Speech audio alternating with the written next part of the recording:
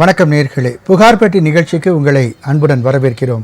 இந்த நிகழ்ச்சியில் உங்கள் பகுதியில் உள்ள குறைகளையும் புகார்களையும் நீங்கள் திரையில் தெரியும் எண்ணான 042434311361 என்ற எண்ணிற்கு நீங்கள் தெரிவிக்கலாம். அதற்கு உரிய தீர்வை எங்களது நிலையத்தில் இருக்கக்கூடிய சட்ட ஆலோசகரும் சமூக ஆர்வலரும் உங்களுக்கு வழங்குவார்கள். அந்த நிகழ்ச்சி தான் புகார்பெட்டி நிகழ்ச்சி. எனவே உங்கள் குறைகளையும் புகார்களையும் நீங்கள் தொலைபேசி மூலமாக எங்களுக்கு நீங்கள் தெரிவிக்கலாம். தற்போது நிகழ்ச்சிக்குள் செல்லலாம். நமது விருந்தினர்களை வரவேற்போம். முதலாவதாக மக்கள் வழிகாட்டு இயக்கத்தை சேர்ந்தவரும் மூத்த பத்திரிகையாளர் மற்றும் சமூக ஆர்வலருமான திரு TC ராஜேஷ் அவர்களை வரவேற்போம். வணக்கம் சார். வணக்கம் சார். சட்ட ஆலோசகர் திரு மணி கங்காதரன் அவர்களை வரவேற்போம். வணக்கம் சார். திரு ராஜேஷ் சார், இப்போதான் 19ஆம் தேதி வாக்குப்பதிவு நிறைவு பெற்றது. இருந்தாலும் வாக்கு சதவீதமானது ஏற்கனவே கூறியபடி பெரிய நகரங்களில் குறைவாக இருக்கும் அப்படின்றது ஏற்கனவே முன்னாடியே கேம்பெயினில் அதிகப்படுத்தினாங்க. அப்படியும் கூட அதுக்கு பலன் கிடைத்ததா அப்படின்னா அது ஒரு கேள்விக்குறியாக தான் இருக்குது. அதை பற்றி உங்களுடைய ஒரு பார்வையை சொல்லுங்கள்.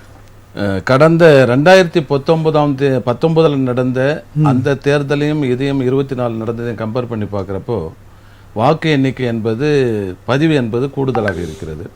ஆனால் கடந்த 2019 அந்த தேர்தலுக்கும் 2024 தேர்தலுக்கும் ஒப்பிட்டு பார்க்கும்போது புதிய வாக்காளர்களுடைய எண்ணிக்கையை வந்து 1,90,00,000 பேர் என்ரோல் ஆயிருக்காங்க த்ரூஅவுட் தமிழ்நாடு. அப்படி இருக்கிற பட்சத்தில் கடந்த முறை வந்து 69 தான் ஆச்சு. இந்த முறை வந்து 69 சில்லறை தான் இருக்குது. கடந்த முறையை விட இது பார்க்குறப்ப வந்து 71.90% கடந்த 2019. இப்போ இது 60 தொடலை, 69 70 தொடலை. அது காரணம் என்ன அப்படின்னு பார்க்க காரணங்களை பற்றி பேசுவோம் சார். ஒரு நேயர் இணைப்பில் இருக்காங்க. வணக்கம், புகார்பெட்டி யார் எங்கேருந்து அழைக்கிறீங்க?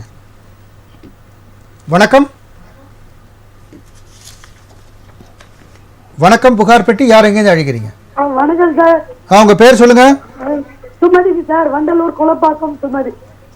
சொல்லுங்கம்மா, உங்க புகாரை சொல்லுங்க சார். இந்த எலெக்ஷன்ல பாருங்க சார், 30 வருஷமா அங்கே இருந்தாங்க சார். இப்போ போன வருஷம் வீடு ஷிஃப்ட் பண்ணி வந்தாங்க சார். ஓட்டு வந்து விடுபட்டு போச்சு சார். 8 ஓட்டு விடுபட்டு போச்சு ஒரே ஃபேமிலியில. இல்ல 8 ஓட்டு விடுபட்டு போச்சுன்னா இல்ல சார், நீங்க கேளுங்க சார். சுமதி அம்மா, நீங்க எந்த பூத்துல ஓட்டு போட்டீங்க சார்? எங்க நாத்தனார் சார், எங்க வீட்டுக்காரோட தங்கச்சி. இல்லம்மா, நீங்க 8 ஓட்டு சார். எந்த பூத்? நீங்க நெடுங்குன்றம் பகுதியில் சிஎஸ்டி நகர்ல சார். அதுதான் பாவம், அவங்க வருத்தப்பட்டாங்க ஓட்டு போட முடியலையேன்னு. அவங்க எது கொலப்பாக்கம் பஞ்சாயத்துல வருது? அது இல்லைங்க சார், கொலப்பாக்கம் இல்ல. எந்த பகுதியில் இருக்காங்க அவங்க வாக்காளர்? போட்டுட்டா சார். அவங்க வந்து பள்ளிக்கரையில வீடு ஷிஃப்ட் பண்ணிட்டாங்க சார். அப்ப அவங்க பேட்டையில இருந்தாங்க சார். வருத்தப்படுறாங்கன்ற நீக்கினதான் உங்களுக்கு தெரியல. அது உங்களுக்கு மட்டும் இல்லம்மா, தமிழ்நாடு முழுவதும் 38 மாவட்டங்கள்லயும் இந்த பிரச்சனை இருக்கு. அது வந்து தேர்தல் ஆணையத்துக்கு வந்து அது குறிப்பு எடுத்து மாநில அரசாங்கமும் அதே போல தமிழ்நாட்டில் சென்னையில் இருக்கக்கூடிய மாநில தேர்தல் ஆணையமும் வந்து இது நடவடிக்கை எடுக்கிறதா உறுதி கொடுத்துருக்காங்க. அது பேப்பரு மீடியாலாம் செய்தியாக வந்திருக்கு. அதனால் இந்த குறைகள் வந்து எதிர்காலத்தில் களையப்படும் என்ற ஒரு நம்பிக்கையோடு உங்களுக்கு அதுவாக நாங்கள் பதிலில் இந்த புகார்பெட்டியில் பதிவு செய்கிறோம். கண்டிப்பாக நன்றி, அழைத்ததற்கு நன்றி. இல்லை, இப்போ எனக்கே வந்துட்டு வந்து எனக்கு லிஸ்ட்டில் நேம் இல்லை. அதற்கு பிறகு வந்து நான் செக் பண்ணி பார்க்கும்போது நான் முன்னாடி இருந்த நாங்கள் ஷிஃப்டாகி வந்துட்டோம். பழைய அந்த இதில் எனக்கு மட்டும், எங்கள் வீட்டில் இருக்கிற மற்ற எல்லாருக்குமே வந்து ஓட்டு புதிய இதுக்கு வந்துருச்சு. சங்கரா ஸ்கூல்னு சொல்லிட்டு அங்கே வந்துருச்சு. எனக்கு மட்டும் வேறு ஸ்கூலில் தனியாக வந்திருக்கு. நான் அதை கண்டுபிடிக்க எனக்கு ஒரு 2.5 hours ஆச்சு. கண்டிப்பாக அலைச்சல். ஆனால் என்ன மாதிரி யார் நேரம் செலவு பண்ணி கண்டிப்பாக நம்ம வந்து பண்ணிடணும்னு பார்க்குறாங்க. ஒரு 10 நிமிஷம் இது பண்ணி பார்க்குறாங்க, நேம் இல்லைன்னு அவங்க வந்துடுறாங்க. நான் வந்து அப்படி விடலை. நான் போராடி ஒரு 2.5 மணி நேரம் தேடி எடுத்து என்னோட நேம் அந்த இதில் இருக்குன்றத கண்டுபிடிச்சு என்னோட வாக்கை நான் செலுத்திட்டு வந்தேன். நீங்கள் ஜனநாயக கடமை ரொம்ப தீவிரம். நம்மளே எல்லாருக்கும் வந்து ஒரு எடுத்து சொல்லிட்டு இருக்கோம், நம்மளே செலுத்தலாம். கண்டிப்பாக. அதனால நான் கண்டிப்பாக அதை எப்படியாவது எடுக்கணும்னு சொல்லி ஒரு தீவிரமாக நான் பண்ணிட்டு வந்துட்டேன்னு வச்சுக்கோங்க.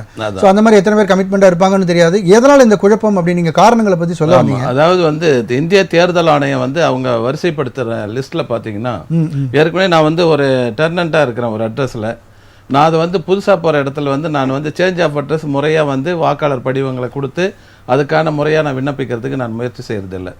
அப்போ நான் என்ன நினைப்பேன், நம்ம லோக்கலில் தானே இருக்கேன், நான் சைதாப்பேட்டில் இருக்கிறேன்னா தேனப்பேட்டை தானே ஷிஃப்ட் ஆகிறோம், அது வந்து போட்டுக்கலாம் அப்படின்ற மாதிரி மெத்தனமாக விட்டுறது. அப்போ என்னுடைய ஓட்டர் அங்கேயே இருக்கும். அப்போ என்ன பண்ணுவாங்க, தேர்தல் நடத்தை வித அலுவலர்கள்லாம் வந்து ஆய்வு பண்ணுறப்போ அவங்க ஹவுஸ் ஓனர் சொல்லுங்க, அவர் காலி பண்ணிட்டு போயிட்டாருன்னா உடனே டெலிஷனில் போயிடுவாங்க. அப்போது என்னுடைய தவறு, நான் வந்து வாக்காளரை முறையாக வந்து சேஞ்ச் ஆஃப் அட்ரஸ் கொடுத்து பண்ணேன்னா எனக்கு அது தக்க வச்சிருப்பேன். நான் வந்து பார்த்துக்கலாம் போன்னு சொல்லிட்டு விட்டதுனால அது வந்து அடிபட்டு இல்லை கண்டிப்பாக இதில் வந்து தேர்தல் ஆணையம் வந்து வாரம் ஒரு சண்டேஸில் வந்து நிறைய இடத்துல கேம்ப் போட்டுகிட்டே இருந்தாங்க. தொடர்ந்து எல்லா செய்திகள்லையும் நம்ம வந்து அதை அறிவிப்பு கொடுத்துருந்தோம். வாரம் அவங்க வந்து கேம்ப் போட்டாங்க. அந்த சமயத்தில் ஒரு 2 நிமிஷம் செலவு பண்ணி நம்ம பேர் இருக்கா இல்லையா நாங்கள் செக் பண்ணியிருந்தாங்கன்னா இன்றைக்கி சனி ஞாயிறுன்றது மாதம் ஃபுல்லாகவே போட்டாங்க சார். 4 கேம்ப் என்ன 4 நாள் 8 நாள் ஆகிப்போம். அப்புறம் இறுதி படிவத்தை வந்து சென்னை மாநகராட்சியில் எல்லா ஜோன்லையும் போட்டிருந்தாங்க. மாவட்ட ஆட்சியர்கள் வட்ட ஆட்சியர் அது போட்டாங்க. அதே போல் மாநிலம் முழுவதும் ஒவ்வொரு தாலுக்கா ஆஃபீஸ்லையும் வந்து தேர்தலுக்காகவே வந்து தாசில்தார் போட்டிருக்காங்க, எலெக்ஷன் தாசில்தார். அப்போ அது வந்து நமக்கு ஒரு அக்கறை இருக்கணும், நமக்கு அந்த ஜனநாயக கடமை ஆற்றுவதற்கு உங்களை மாதிரி ஒரு ஆர்வம் இருக்கணும். அந்த ஆர்வம் இருக்குமே ஆனால் நான் வந்து முறை பிரகாரம் சரி எவ்வளோ டைம் செலவு பண்ணுறோம், ஒரு ஃபார்மை ஃபில்அப் பண்ணி கொடுத்துட்டு சேஞ்ச் ஆஃப் அட்ரஸ் வரணும்னா ஈஸியாக போயிருக்கும். அதனால் பொதுமக்களாகிய திருவாளர் பொதுமக்களாகிய வாக்காளர்களாகிய நாம் வந்து சிரத்தை எடுக்க வேண்டும்.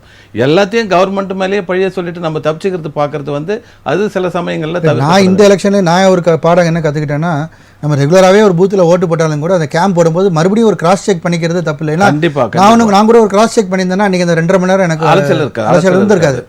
ஸோ அதனால் நம்ம வந்து இருக்குது இல்லைன்றது இல்லாமல் நம்ம அந்த கேம்ப் போடும்போது ஜஸ்ட் ஒரு சின்ன கிளான்ஸ் நம்ம செக் பண்ணிக்கிறது நல்லதுன்னு தான் எனக்கு தோணும். கண்டிப்பாக. அதே போல் தேர்தலான இன்னொரு இது என்ன சொல்கிறாங்கன்னு கேட்டிங்கன்னா, இப்போ வாக்காளர்கள் வந்து நாங்கள் இதே மாதிரி நீங்கள் சொன்ன மாதிரி முகாமில் வந்து அவங்க முறையாக வந்து பயன்படுத்துனாங்க. ஆனால் திருவாளர் வாக்காளர் என்று நம்ம கேட்டோம்னா அவங்க எங்கேயோ ஒரு மூலையில் வந்து ஒரு கேம்ப் போடுறாங்க, அது எங்களுக்கு தெரியறதில்லை, பப்ளிசிட்டி ஆகுறதில்லை. எங்கள் பகுதியில் ரெசிடென்ஸ் ஏரியாவிலே போட்டால் ஒரு பொதுவான இடத்துல முகாம் பள்ளிக்கூடங்கள்ல தான் போடுறாங்க அவங்க. இல்ல அது தெரியுது இல்லை சார், பெரும்பாலும் தெரியல. கிராமத்துல சொல்றாங்க எங்கேயோ ஒரு 3 கிலோமீட்டருக்கு அந்த பக்கம் இருக்கு, அது மெனக்கிட்டு போக மாட்டாங்க. கிராமத்துல இருக்கக்கூடிய கூலி தொழிலாளர்லாம் இதுக்குன்னு வேலையை போக முடியாது. கண்டிப்பா பேசுவோம் சார். ஒரு நேயர் அனுப்பில இருக்காங்க. வணக்கம், புகார் பெட்டி, யார் எங்கேருந்து அழைக்கிறீங்க? வணக்கம். வணக்கம் சார். உங்க பேர் என்ன, எங்கேருந்து அழைக்கிறீங்க? கடலூர் மாவட்டம் சிதம்பரம் தாலுக்கா பூதக்குடி கிராமத்துலேருந்து முருகன் சார். சொல்லுங்க சார், உங்க புகார் சொல்லுங்க. வந்து சார் இந்த ரோடு வசதி இல்லைங்க, பிரசங்கத்துக்கு சொல்லுங்க. வீட்டு வரி கட்டுறோம், கரண்ட் பில் கட்டுவோம் சார், தண்ணி வரி கட்டுறோம். சரி ராஜேஷ் சார். இது சம்பந்தமா மழை காலத்துல வந்து வட்டார தாலுகாசுல கொடுத்துருங்க, ஈவோட்டே சொல்லுங்க, பிரசிடண்ட் சொல்லுங்க, யாருக்கும் வந்து கண்டுபிடிக்க சார். தோழர், நீங்க இது சம்பந்தமா ஏற்கனவே நம்ம புகார் பெட்டியில பதிவு பண்ணிருக்கீங்களா? பண்ணிருக்கோம் சார். அப்போ உங்களுக்கு ஏற்கனவே நாங்கள் கொடுத்துருப்போமே, அதாவது ஒன்றிய அளவில் வந்து பிடிஓ ஆஃபீஸில் போய் புகார் கொடுங்க, அப்படி இல்லைன்னு சொன்னால் திங்கக்கிழமை மனு கொடுங்க கலெக்டர் ஆஃபீஸ்ன்னு சொல்லியிருப்போம். அதுக்கு அடுத்த மாதிரி கொடுத்தோம் சார். அந்த அம்மா வந்து பிடிஓ அம்மா வந்து நாங்களாம் செய்யறதுக்கு ரூல்ஸ் இல்லை அப்படிங்கிறாங்க சார். சரி, தேர்தல் நடத்தை விதை இப்போ சொல்லியிருப்பாங்க. நாங்கள் நிகழ்ச்சி முடிஞ்ச பிறகு உங்களுடைய தொலைபேசியை வாங்கிட்டு அதுக்கான தீர்வு காண நடவடிக்கை எடுப்போம். சரிங்களா?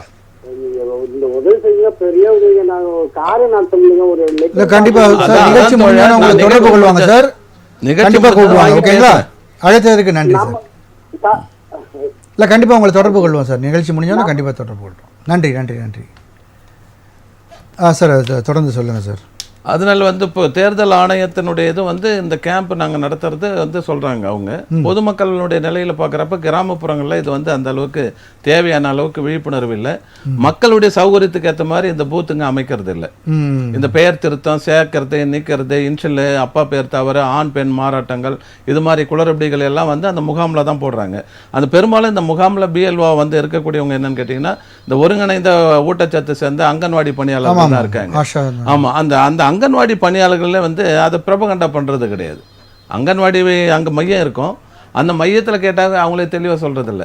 அதே போல் நோட்டிஃபிகேஷன் போடுறதில்லை. அங்கே பொதுவாக ஒரு சர்ச்சோ இல்லை கோயிலோ இல்லை ஒரு மசூதியோ இல்லை பள்ளிக்கூடமோ இருந்தால் அங்கே வந்து மக்களுக்கு தெரிகிற அளவுக்கு முகாம் இங்கே நடக்குது, இந்த இதில் நீங்கள் போடுங்கன்னு சொல்லிட்டு நோட்டிஃபிகேஷன் போடணும். அது வந்து மக்களுடைய ரெசிடென்ஸுக்கே கொண்டுட்டு போயிட்டா அவங்க கொஞ்சம் பயன்படுத்துவதுக்கு ஈஸியாக இருக்கணும்.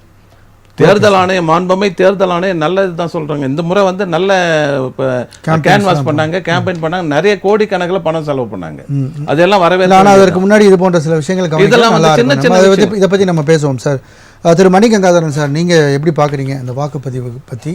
நம்ம நிகழ்ச்சியில் தேர்தலுக்கு முதல் நாள் வரைக்கும் நம்ம நிறைய 100% வாக்குப்பதிவை வலியுறுத்திட்டே இருந்தோம். கண்டிப்பாக. ஆனால் குறிப்பாக சென்னையிலேயே அது போன்ற விஷயங்கள் நடக்கலை. மத்தியானம் வரைக்கும் வாக்கு சதவீதம் ரொம்ப கம்மியாக இருந்தது. ஈவினிங் மேலே கொஞ்சம் பரவாயில்ல அப்படின்ற அளவு தான் இருந்தது இந்த சூழல். தொடர்ந்து பெரிய நகரங்களில் இது புறக்கணிக்கப்படுறது என்ன காரணமாக இருக்குன்னு நினைக்கிறீங்க? புறக்கணிக்கப்படுகிறதுன்றது அன்றைக்கி ஒரு நாள் வந்து ரெஸ்ட் எடுத்துக்கிறாங்க நம்ம ஆளுங்க.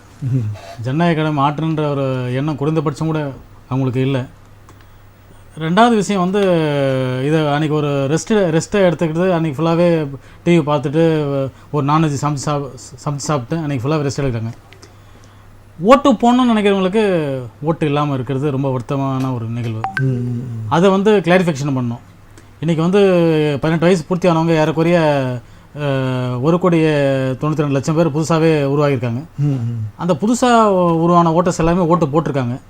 அவங்க ஒரு சேஞ்சு வரணுன்றது அந்த உறுதியாக இருந்தாங்க. கண்டிப்பாக சார், நம்ம தொடர்ந்து பேசுவோம் சார். ஒரு நேர் இணைப்பில் இருக்காங்க. வணக்கம், புகார் பெட்டி. யார் எங்கேருந்து அழைக்கிறீங்க? ஹலோ. வணக்கம், உங்கள் பேர் சொல்லுங்கள், எங்கேருந்து அழைக்கிறீங்க? வணக்கங்க, தனலட்சுமிங்க, கருவூர் அவனாசி, திருப்பூர் மாவட்டம் அவனாசிங்க, கருவூர் கிராமங்க. சொல்லுங்கம்மா, உங்கள் புகாரை சொல்லுங்கம்மா. எங்க தாத்தாவுக்கு வந்து எங்க அம்மா மூத்தகுடி பிள்ளைங்க. சரி. ரெண்டாவது வயசுக்கு 2 பையன் ஒரு பிள்ளைங்க. அவிய எங்க அம்மாவுக்கு ஒண்ணுமே கொடுக்காத ஏமாத்திட்டாங்க சொத்தல்லாங்க. அதனாலதான் கேட்கலான்ட்டுங்க. ஆமாம்மா, கேளுங்க சார். ஏம்மா இப்போ லீகல் ஏர்லாம் வாங்கிட்டீங்களாம்மா? நீங்கள் என்னங்க வாரிசு சர்டிஃபிகேட்லாம் வாங்கிட்டீங்களா? வாரிசு சான்றிதழ் வாங்கிட்டீங்களா? காது கேட்க மாட்டேங்குதுங்க. வாரிசு சான்றிதழ் நீங்க வாங்கிட்டீங்களா? வாரிசு சர்டிஃபிகேட் வந்து அம்மாளுக்கு அம்ச்சிதானே. அதெல்லாம் எப்போ 43 வருஷம் ஆச்சுங்க. ஒன்றும் வாங்கலையாம்மா? அது ஒன்றும் வாங்கலீங்க. முதல்ல வந்து அந்த இப்போ உங்கள் அம்மாவுடைய அப்பாவுக்கு அந்த அவருடைய சர்டிஃபிகேட்டு வாங்கணும் முதல்ல நீங்கள். அப்புறம் உங்கள் அம்மாவுக்கு வாங்குங்க. வாங்கின பிறகு அவங்க ரெண்டு கல்யாணம் ஆச்சா? ஆமாம், தாத்தாக்கு ரெண்டு கல்யாணம். முதல் தாரத்துடைய மக தான் உங்கள் அம்மா. ஆமாம். இதில் வந்து என்னென்னா சட்டப்படி பார்த்தீங்கன்னா அவங்களுக்கு ஒரு ஷேர் உங்களுக்கு ஒரு ஷேர் வரும். அவங்க 2 தாரத்துக்கு ஈக்குவல் ஷேர் தான் வரும். அதுக்கு ரைட்ஸ் இருக்கு. நீங்க வந்து இந்த வாரிசு சர்டிஃபிகேட்லாம் வாங்கிட்டு அவங்க கிட்ட பேசி பாருங்க. இல்ல பாகப்பிரிவினை ஸ்டேட்டாக போடலாம். நீங்க சொத்தை பிரிச்சு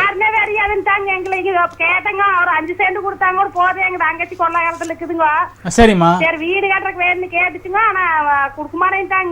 ஒன்னும் இல்லம்மா, அதுக்கு சட்டத்துல உங்களுக்கு ஈக்குவல் ஷேரே இருக்கு. உங்களுக்கு முதல் தரத்துக்கு ஒரு ஷேரும். எங்க அம்மா இறந்துட்டாங்க, 3 வருஷம் ஆச்சுங்க இறந்துங்க. சரிம்மா. இப்ப எங்க அம்மா இறந்ததுக்கு அப்புறம் தான் எங்களுக்கு எங்க அப்பச்சி பேருக்கு தோட்டம் இருக்குதுன்னு தெரியுங்க. நாங்க இலைக்குடி பேருக்கு எழுதி வச்சுட்டு போயிட்டாராட்டிருக்குது. அதனாலதான் கொஞ்சம் வித்தும் கூட போட்டாருங்க. மெயின் ரோட்லயே மேட்டுப்பாளையம் திருப்பூர் மெயின் ரோட்லயே எங்க தோட்டங்க. ஏமா ஒன்றும் இல்லை, நான் தொடர்பு நிகழ்ச்சி மட்டும் திரும்பி தொடர்பு கொள்றேன் உங்களை. சரிங்க. ஓகேம்மா, நன்றிம்மா, அழைத்ததுக்கு நன்றி. அதான் சார், இந்த புதிய வாக்காளர்கள் பற்றி பேசி. புதிய வாக்காளர்கள் வந்து இந்த நாட்டில் ஒரு சேஞ்ச் வரும்னு ஓட்டு போட்டாங்க. அவங்களுக்கு இந்த ஃபெயிலியரை எதிர்பார்த்து இந்த நாட்டுக்கு ஒரு மாறுதல் வேணுக்காக அவங்க ஓட்டு போட்டாங்க. ரெண்டாவது வந்து பழைய ஓட்டர்ஸ் வந்து ரெகுலராக ஓட்டு போடுறாங்க பார்த்தீங்களா, அவங்களுக்கு வந்து ஓட்டு இல்லாமல் போனதுக்கு காரணம் என்னென்னா அந்த பூத்தில் போட்டு ஓட்டை செக் பண்ணுறாங்க. இவங்க அங்கே இருக்கிற ஆளுங்கட்சி வட்ட செயலாளர் அவங்க என்ன பண்ணுறாங்க, இவங்க இருக்காங்க அவங்க இருக்காங்க, இங்கே வாய்மொழி அவங்க யாருமே ஆய்வு பண்ணல. இவங்க இருக்காங்க அவங்க இருக்காங்க, அவங்களுக்கு வேண்டியப்பட்டவங்களுக்கு மட்டும் இருந்துச்சு ஓட்டு. சப்போஸ் அவங்க வேறு கட்சியாக இருந்தால் அவங்க ஓட்டெல்லாம் நிறைய பேர் எடுத்தாங்க. புருஷன் தான் பொண்டாட்டி எடுக்கிறது. இவங்க ஆய்வு பண்ணல.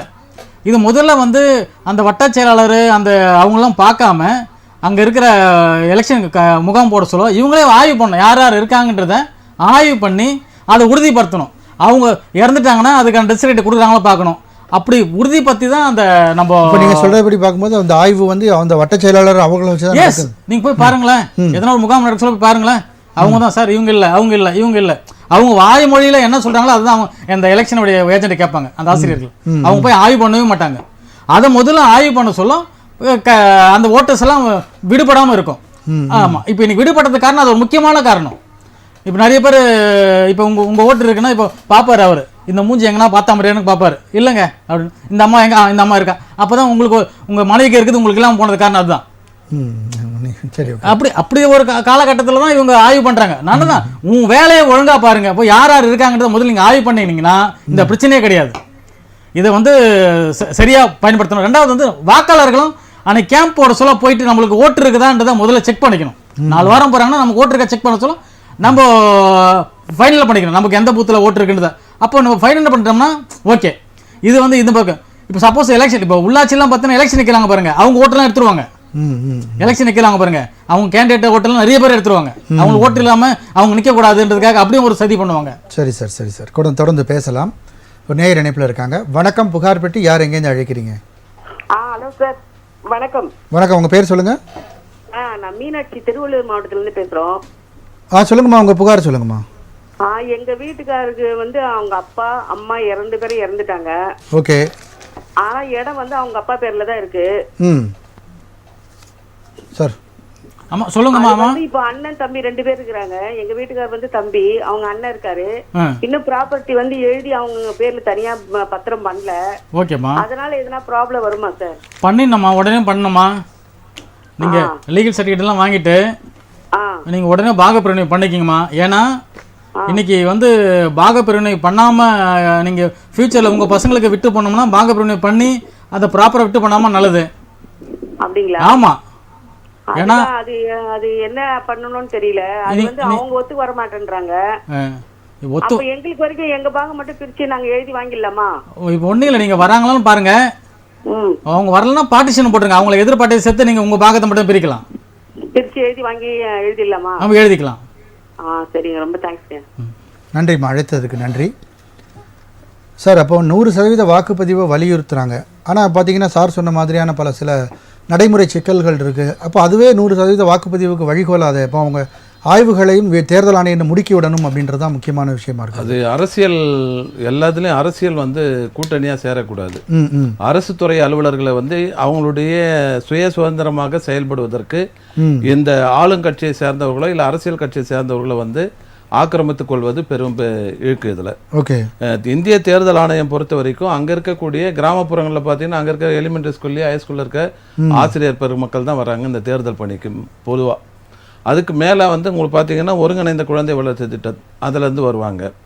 இது மாதிரி லோக்கலில் இருக்கிற ஆளுங்க என்ன பண்ணுவாங்கன்னு கேட்டால், நமக்கு தேவையில்லாமல் விரோதத்தை ஏன் வளர்த்துக்கணுன்ற ஒரே ஒரு நோக்கத்துக்காக அவங்க என்ன பண்ணுவாங்கன்னா அங்கே இருக்கக்கூடிய உள்ளூர் பிரமுகர்கள், ஒரு பஞ்சாயத்து பிரசிடென்ட் இருக்காருன்னா அவர் சொன்ன மாதிரி நம்ம வழக்கறிஞர் நல்லா அழகாக பதிவு பண்ணார்.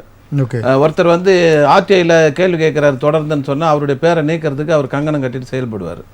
பஞ்சாயத்தில் நிற்கிறன்னு நினச்சாருன்னா அவர் வந்து இது மாதிரி பஞ்சாயத்து தலைவர் என்ன சொல்வார், அவங்களாம் இல்லைங்க மெட்ராஸ் போயிட்டாங்க, அவர் திருப்பூர் போயிட்டாருங்க, அங்கே போயிட்டாரு, இவரே சொல்லுவார். அவர் டெலிஷன் போட்டு அது வந்து ஒரு தவறான நடைமுறை. அதை பற்றி விரிவாக பேசுவோம் சார். ஒரு நேர் இணைப்பில் இருக்காங்க. வணக்கம், புகார் பெட்டி, யார் எங்கேருந்து அழைக்கிறீங்க? சார் வணக்கம் சார். வணக்கம், உங்கள் பேர் சொல்லுங்கள். சார் என் பேர் நல்லபெருமாள் சார். நான் நயனார்பாளையத்துலேருந்து பேசுகிறேன், கள்ளக்குறிச்சி மாவட்டம். கள்ளக்குறிச்சி மாவட்டம். சொல்லுங்கள் சார், உங்கள் புகாரை சொல்லுங்கள் சார். சார் எங்கள் அப்பா ரொம்ப வயசானவங்க, மனநலம் பாதிக்கப்பட்டவர் சார். சரி. அவர் இடம் ஒரு 3 சென்ட் காமராஜர் ஃபீல்டில் விட்டாங்க சார், விருத்தாகலம் இதுலேருந்து ஆயுதிராவிட நலத்துறையிலேருந்து. அதை வந்து சார் வன்னியர் ஒருத்தர் வச்சு திமுகவில் சாராயம் வச்சுட்டு இருந்தாங்க சார். அந்த டைமில் அவர் வந்து இடத்த ஆக்கிரமிப்பு பண்ணி இடத்த எழுதி வாங்கிட்டாங்க சார். திரு மணிகங்காதரன் சார் சொல்லுங்க ஐயா. ஐயா, இந்த வன்னியர் ஒருத்தர் எங்கள் அப்பா கிட்ட இருந்த இடத்த அதான் அவர் இடத்த மாற்றி எழுதிட்டாரு. ஆமாம் சார், எழுதி வாங்கிட்டார் சார் வன்னியர். அந்த இடத்த வாங்கவே முடியாது ஐயா. நான் 10வது படிக்கும்போது என்ன மைனர் காட்டி எழுதி வாங்கிட்டாங்க சார். அந்த பத்திரம் வந்து செல்லுங்களா செல்லாது, அந்த பத்திரம் செல்லாது. அது வந்து வேற ஒருத்தர் எஸ்டிக்குன்னு சொல்லி அவரு போய் ஒரு உடற்கல்வி ஆசிரியர் வந்து அதை அவர் சொல்லி எழுதி வாங்கிட்டு வந்து இப்போ எனக்கு இடத்த விட மாட்டேங்கிறாங்க சார். நாங்கள் பட்டா போட போனால் இது பண்ணுறாங்க சார். அவருக்கு தெரிஞ்சு எழுதி வாங்கி சார். நீங்கள் எழுதி வாங்கி எத்தனை இப்போ அவர் பேர்ல தான் எழுதி வாங்கி வச்சிருக்காரு. எழுதி வாங்கி எத்தனை வருஷம் ஆகுது? அவர் மனைவி பேர்ல வாங்கிட்டார் சார். அவர் ஒரு ஆசிரியர் சார், உடற்கல்வி ஆசிரியர், கவர்மெண்ட் வேலையில் இருக்காரு. சரி சரி. அவரு எஸ்டி. சரி சரி. அந்த வன்னியத்தை வந்து இவர் எழுதி வாங்கிட்டு இப்போ இடம் விடுங்க, இப்போ பட்டா கொடுக்க போகிறாங்க சார். எங்களுக்கு காமராஜ் பேர்லேருந்தே பட்டா கொடுக்கலைங்க சார். எங்களுக்கு சும்மா ஒரு டிகேட் இது மட்டும்தான் கொடுத்தாங்க. நீங்கள் முதல்ல நீங்கள் கம்ப்ளைண்ட் கொடுங்க. கம்ப்ளைண்ட் கொடுத்தீங்களா சார்? எல்லாம் விவோ வரைக்கும் கொடுத்தேன் சார். இப்போ பட்டா கொடுக்குற டைமு இப்போ பொதுநல வழக்கு வேறு போட்டோம் சார். அதில் வந்து எல்லாருமே அளந்து இது பண்ணணும் சார். அது யாருமே வந்து அளந்து காசும் கட்டணும் சார். 800 ரூபா அளந்து அச்சு காட்டினா அவங்களுக்குன்னு சொல்லி கொடுத்தோம் சார். அதுவும் செய்யலைங்க சார். சரி, பொதுநல வழக்கு என்ன ஆச்சு? பொதுநல வழக்கு தான் சார். இப்போ அந்த டிபிஐயில் இருக்கிறதெல்லாம் திருமாவளம் இது பண்ணி அந்த பொதுநல வழக்கு கேன்சல் பண்ணி விட்டானுங்க சார். பண்ணிவிட்டு டிஸ்மிஸ் ஆயிடுச்சுங்களா? வக்கீல் காசு வாங்கிட்டு இல்லப்பா சார் நீங்க அதெல்லாம் சொல்லுங்க சார். விஷயம் என்ன அதை மட்டும் சொல்லுங்க. நல்ல பெருமாள் என்ன நடந்ததுன்னு மட்டும் சொல்லுங்க. அதுக்கான விஷயங்கள்லாம் தேவையில்லை. நல்ல பெருமாள் நீங்க சொன்ன மாதிரி ஒரு ஆதிதிராவிட சமூகத்தை சேர்ந்த ஒரு ஆசிரியர் வந்து அரசு பள்ளிக்கூடத்துல வேலை செய்யற ஒரு உடற்கல்வி ஆசிரியர் வாங்கியிருக்காருன்னு சொல்லியிருக்கீங்களே, ஆமாங்கய்யா. அது வாங்குறது தப்பு. அதனால நீங்க உடனே வந்து அந்த பள்ளிக்கூடத்துல இருக்கக்கூடிய ஆசிரியர் எந்த பள்ளியில வேலை செய்யறாரு, அரசு உதவி பெறும் பள்ளியில வேலை செய்யறாரா, அரசு பள்ளியில வேலை செய்யறாரு பார்த்துட்டு, மேல்நிலைப்பள்ளி சார், கவர்மெண்ட் அது எங்க இருக்குது, அரசு மேல்நிலைப்பள்ளி எங்க இருக்குங்க? நயினார் பாளையத்துல இருக்கு சார். அதே ஊர்லயே அந்த சரி, நீங்க என்ன அது எந்த மாவட்டம்? நயினார் பாளையம். நயினார் பாளையம் கள்ளக்குறிச்சி மாவட்டம். அப்ப நீங்க கள்ளக்குறிச்சியில் இருக்கக்கூடிய மாவட்ட முதன்மை கல்வி அலுவலர், அதுக்கு அடுத்தது வந்து மாவட்ட கல்வி அலுவலர், இந்த 2 நிலை. அதே போல சென்னையில் இருக்கக்கூடிய இயக்குனர், பள்ளி கல்வித்துறை இயக்குனரகம், கல்லூரி சாலை, சென்னை 6,06,000, இந்த 3 பேருக்கு நீங்கள் ஒரு புகார் மனுவை உடனே இம்மிடியட்டாக நாளைக்கு இது மாதிரி அரசு பணியில் இருக்கக்கூடிய ஆசிரியர் வந்து எஸ்சிக்கு ஒதுக்கின இடத்த வந்து ஒரு பிசி வாங்கினார் நான் கம்ப்ளைண்ட் கொடுத்ததுனால உள்நோக்கத்தோடு இவர் வாங்கியிருக்காரு, இது சட்டத்துக்கு விரோதமானது, எனவே அவர் பணி நிமித்தம் அதை வந்து வாங்கினதை வந்து ரத்து பண்ணணும், அவர் மீது துறை ரீதியாகவும் சட்ட ரீதியாகவும் நடவடிக்கை எடுக்க நீங்கள் புகார் அனுப்புங்க. சரிங்க. நிகழ்ச்சி முடிஞ்சது கூடுதல் தகவல் நான் உங்களுக்கு சொல்கிறேன், வழக்கறிஞர் சொன்ன தகவலோட. சரிங்க. அந்த மக்கள் வழிகாட்டி அந்த இது ஆரம்பிக்கலாமா சார் இங்க? ஐயா அதை நான் உங்களுக்கு அது உங்களுக்கு நிகழ்ச்சியில் நான் சொல்லக்கூடாது, நான் நிகழ்ச்சி முடிஞ்ச பிறகு உங்கள் நம்பர் வாங்கிட்டு நான் பேசுகிறேங்க. சரிங்க. நன்றி. ஆரம்பிக்கலான்னு இருக்குங்க அந்த இது சமூக ஆர்வம், எனக்கு ஆர்வம். சரி சரி ஐயா, அது நான் நிகழ்ச்சி முடிஞ்ச உங்களை தொடர்பு கொள்வாங்க. நன்றி நன்றி, அழைத்ததற்கு நன்றி. சரிங்க சரிங்க. சார் ராஜேஷ் சார், திரு கங்காதரன் சார் 2 பேருக்குமே சொல்கிறேன். 2 லெட்டர் வந்திருக்கு சார், அதான் நான் சொல்கிறேன். அதாவது சுப்பிரமணி அப்படின்ற ஒரு வெள்ளிச்சந்தை, தண்டுக்காரஹள்ளி, பாலக்கோடு, தருமபுரி மாவட்டத்திலேருந்து ஒருத்தங்க அனுப்பியிருக்காங்க. அவங்க அனுப்பின புகார் என்ன அப்படின்னு பார்த்தீங்கன்னா, அவங்க விலாசம் போட்டு அந்த மேலே காணும் விலாசத்தில் நான் வசித்து வருகிறேன். என் தந்தை ராஜு அவர்கள் முன்னாள் இராணுவ வீரர். பொய்யான தகவல் கொடுத்து ஆவணங்கள் தயாரித்து அதன் மூலமாக தனக்கு மகளே இல்லாத நிலையில் திருமணமாகாத மகள் என சார்ந்தோர் மூலமாக சான்று பெற்று அதை முன்னிலைப்படுத்தி தமிழக அரசில் அவங்களுக்கு ஒரு வேலை வாய்ப்பையும் வாங்கி கொடுத்துருக்காங்க. அந்த ஒரு ஃபோர்ஜரி கேஸ், கிட்டத்தட்ட 420 அந்த மாதிரியான விஷயத்தை அவங்க பண்ணியிருக்காங்கன்னு சொல்லி அவங்க மகனே வந்து ஒரு கம்ப்ளைண்ட் அனுப்பியிருக்காங்க. அதற்கான ஆவணங்கள் எல்லாத்தையுமே அட்டாச் பண்ணி அனுப்பியிருக்காங்க சார். அந்த பொண்ணே அவங்க கிடையாது, ஆனால் அவங்க பொண்ணுக்கு வந்துட்டு பொண்ணு இருக்கிற மாதிரி ஒரு ஆவணங்கள் காமிச்சு இவருடைய இன்ஃப்ளூயன்ஸ், அதாவது முன்னாள் படை வீரர் அப்படின்ற தன்னுடைய மகள் அப்படின்னு சொல்லி அந்த வேலையை வாங்கி கொடுத்துருக்காரு அப்படின்னு சொல்லி இது சட்டப்படி குற்றமாகும், சலுகை பெற்றவர்கள் தண்டனைக்குள்ளாவார்கள் அப்படின்ற மாதிரியான ஒரு புகார் வந்திருக்கு. இன்னொன்று வந்து பார்த்தீங்கன்னா ஜெயராமன் அப்படின்னு சொல்லி அவங்க 74 வயது ஆகிறவருக்கு மயிலாடுதுறை தாலுகா, மயிலாடுதுறை மாவட்டமும் கூட பாண்டூர் அப்படின்ற ஊர்லேருந்து அனுப்பியிருக்காங்க. அவர் என்ன சொல்லியிருக்காரு அப்படின்னா, நிலத்தில் வந்து கொஞ்சம் டிஸ்பியூட்ஸ் இருந்திருக்கு, அதுக்காக மெஷர்மெண்ட் எடுக்கிறதுக்கு முதல்ல சர்வேயர் இது பண்ணியிருக்காங்க. அது முதல்ல அளவு எடுத்துருக்காங்க, அதுக்கு 1600 ருபீஸ் என்னமோ கட்டியிருக்காங்க, அதுக்கு அளவு எடுத்திருக்காங்க. அதுலேயும் கொஞ்சம் டவுட்ஸ் இருந்ததுனால மறுபடியும் நில அளவை செய்ய வேண்டிய சூழலில் வந்து அவர் 2000 ரூபா பணம் கட்டி மறுபடியும் அதுக்கான விஷயத்துக்கு அப்பீல் மேல்முறையீடு பண்ணியிருக்காரு. அதுக்கப்புறம் சர்வேயர் வந்து யாருமே வரலை. அவருக்கு நிறைய தேதிகள் குறிப்பிட்டிருக்காரு, 7/7/23, 20/9, 8/11/23 தேதிகளில் நில அளவை தாசில்தார் அவர்கள் மனு செய்தும் எந்த நடவடிக்கையும் இல்லை. ஆர்டிஓ அவர்களுக்கும் மனு செய்தேன். தமிழக முதலமைச்சர் எல்லாருக்குமே அவங்க நம்ம என்னென்ன சொல்கிறோமோ எல்லாருக்குமே அவங்க மனு செஞ்சுருக்காங்க, எந்த விதமான நடவடிக்கையும் இல்லை. எனவே எங்களுக்கு வந்து ஒரு உதவி செய்யும்படி கேட்டுக்கொள்கிறேன் அப்படின்ற மாதிரி கேட்டுருக்காங்க. முதல்ல நம்ம அந்த சுப்பிரமணி பாலக்கோடு அவங்கள பார்த்துடலாம் சார். அவங்க நிகழ்ச்சி பார்த்துருப்பாங்கன்ற ஒரு நம்பிக்கை. முதல் கண்ணு அவங்களுக்கு நம்ம நன்றி சொல்லணும். புகார் பெட்டி மேலே ஒரு நம்பிக்கை வச்சு இந்த பதிவு தபால் மூலமாக அனுப்பியிருக்காங்க.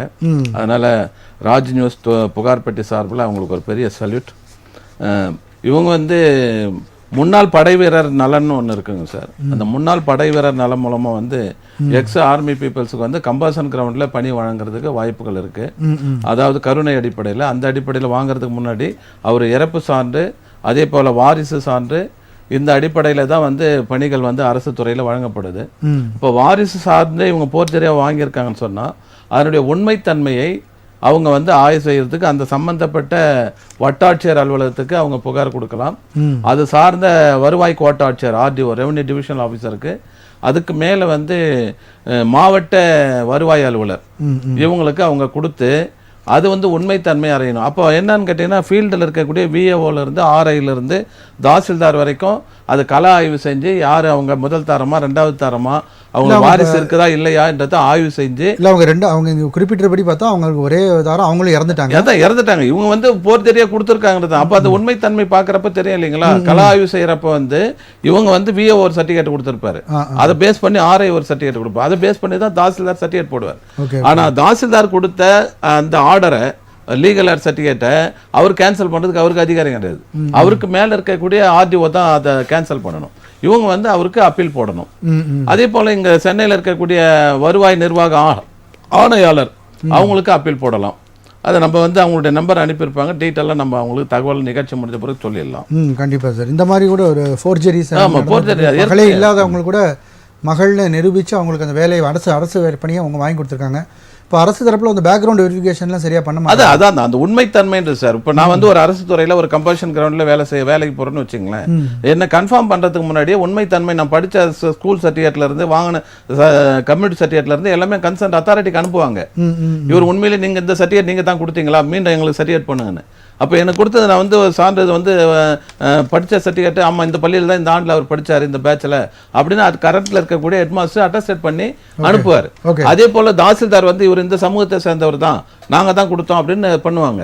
அது மாதிரியான உண்மைத்தன்மைக்கு இந்த தோழர் போலன்னு நினைக்கிறேன். சரி, அந்த உண்மைத்தன்மைக்கு இது போனால் கண்டிப்பாக இது வந்து போர்ஜரின்றது நம்ம ப்ரூவ் பண்ணோம்னா அதுக்கு உடனே இருந்த விஏஓலேருந்து ஆர்ஐலேருந்து தாசில்தார்லேருந்து சம்பந்தப்பட்ட அலுவலர்களை வந்து டிஸ்மிஸ் பண்ணுறதுக்கே இருக்குது. சரி சார். இப்போ இந்த கடிதத்துக்கு ஜெயராமன் அவர்கள் ஜெயராமன் மயிலாடுதுறை நில அளவை சார்ந்ததுன்றது வருத்தமான பதிவு சார். நம்ம கடந்த பல நிகழ்ச்சியில சொல்லிட்டு வரோம். அரசு இயந்திரங்கள் வந்து அவங்களுடைய கடமையை செய்யறதில்ல, மக்களை அலக்கழிப்பு செய்யறதுனால அரசாங்கத்துக்கு கெட்ட பேரு. இது முதலமைச்சர் என்னதான் முடிவெடுத்தாலும் அமைச்சரவை என்னதான் முடிவெடுத்தாலும் கீழ்நிலையில் இருக்கக்கூடிய அலுவலர்கள் செய்யறதில்லை. இந்த சர்வே சம்பந்தப்பட்டது அந்த சர்வே துறையை சேர்ந்த நில அளவை மற்றும் பதிவேடுகள் துறை ஒவ்வொரு மாவட்டத்திலும் இருக்கு, வட்டாட்சியிலும் இருக்கு. அது சம்பந்தப்பட்ட மாவட்ட அலுவலர் ஏடி பஞ்சாயத்து உதவி இயக்குனர் நில அளவை அவர் பார்க்கணும் மாவட்ட அளவில். வட்டார அளவில் வந்து ஹெட் சர்வேயர்னு இருக்காரு, ஹெட் சர்வே சப்டிவிஷனல் சர்வே இருக்காங்க, இவங்க தான் அவங்க பார்க்கணும். இதை பார்த்துட்டு அவங்க அளக்கிறதுலேருந்து கணக்கு பண்ணுறதுலேருந்து கெச்சு போடுறதுலேருந்து வரைஞ்சி வைக்கிறது எல்லாமே அவங்களுடைய வேலை தான். தாசில்தார் ஒன்று சைன் பண்ணணும். இது அளக்காமே விட்டு இருக்காங்க, அளக்காம மறுபடியும் 2000 ரூபாய் கட்டியிருக்காரு. ஆனால் இது வரைக்கும் யாரும் வந்து அதான் இவர் வந்து மாநில அளவில் இருக்கக்கூடிய மாநில லெவலில் டைரக்டர் ஆஃப் சர்வேன்னு சென்னை சேப்பாக்கத்தில் இருக்காங்க. இயக்குனர் நில அளவை மற்றும் பதிவேடுகள் துறை சர்வே ஹவுஸ் சேப்பாக்கம் சென்னை 6,05,000. அவர் இன்னொரு கோரிக்கையும் வச்சிருக்காரு, எனக்கு எழுத்துப்பூர்வமாகவும் இதற்கு பதில் அளிக்கணும்னு போட்டிருக்காரு.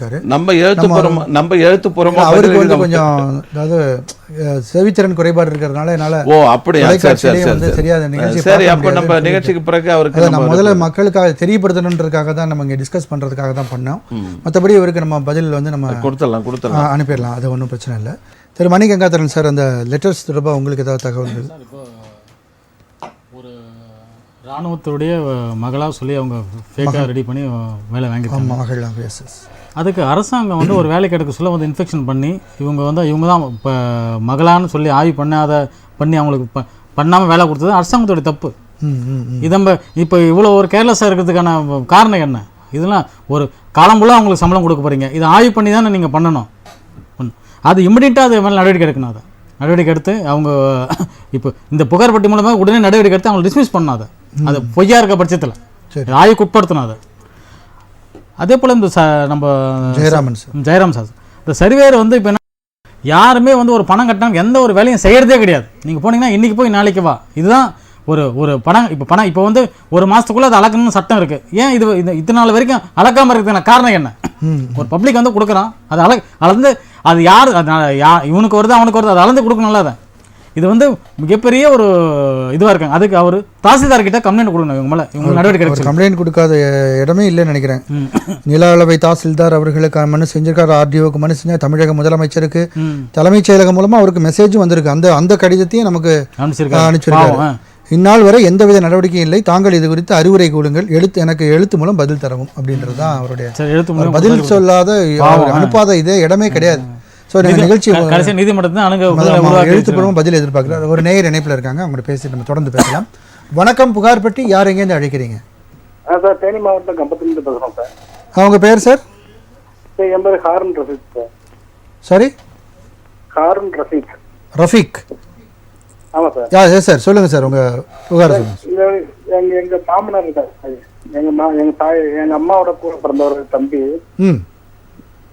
அவரும் எங்கள் பாட்டி வந்து 19 வச்சு ஒரு இடத்துல காசு வாங்கியிருக்காங்க. ஃப்ளாட்டா? மகள் கல்யாணம் இல்லை, என்ன வாங்கியிருக்காங்க? கேஷ் வாங்கியிருக்காங்க. Okay okay okay okay. 15 காசு வாங்கிருக்காங்க சார். ம். 2011 வாங்கியிருக்காங்க. சரி. அது வந்து இப்போ வட்டி எல்லாம் கட்டி இப்போ கொஞ்சம் பிரச்சனை ஆகி கொஞ்சம் கோர்ட்டில் கொஞ்சம் கேஸ் ஆகிடுச்சு சார். சரி சரி. அவர்கிட்ட ஏற்கனவே 2 லட்ச ரூபா வாங்கிட்டாங்க. ம். 2 லட்ச ரூபா வாங்கி 80,000 ரூபா கையில் கொடுத்து பின்னாடி பத்திரத்தில் வர வச்சுட்டாங்க. சரி.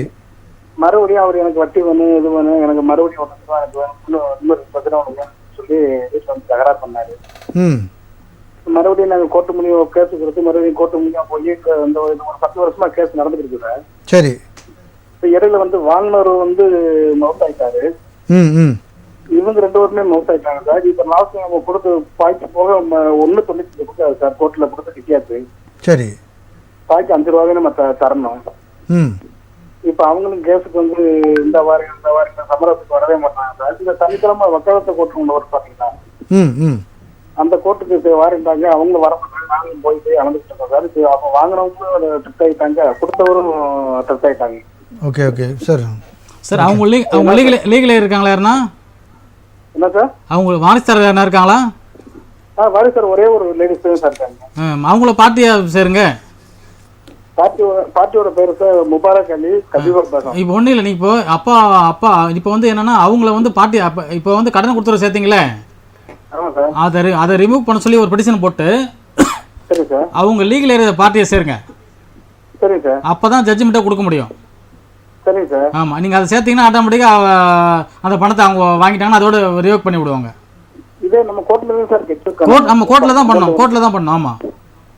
இல்லைங்க, அதே அந்த வக்கீல்கிட்ட நாங்கள் கேட்டு எங்களோட வக்கீல் கேட்டு நாங்கள் கூப்பிட போது நீங்கள் வாங்க அப்படின்ட்டாரு. அது இன்னும் வரல. பற்றி 2 பேருமே டெஸ்ட் ஆகிட்டாங்க. வாங்கினவங்க 2 பேருமே. அதுதான் ஐயா, அதுதான் இப்போ என்னன்னா அவங்க லீகல் இருக்காங்களே. ஆமாம் சார். அவங்க லீகல் ஏரியா வந்து இப்போ பெட்டிஷனரை சேருங்க. சரி சார். ஆமாம், நீங்கள் சேர்த்தா மட்டும்தான் கேஸ் முடியும். சரிங்க சார். ஆமாம், அவங்கள பார்ட்டி சேர்க்க சொல்லி உங்கள் அட்வொகேட்டை ஒரு பெட்டிஷன் போட சொல்லுங்க. சரி சார். சரி. ஆமாம், அப்போ தான் வந்து இது கேஸ் முடியும். சரிங்க சார். சரிங்க சார். ஓகே, நான் கூடுதல் தகவல் திருப்பி தொடர்பு கொள்கிறேன் உங்களுக்கு.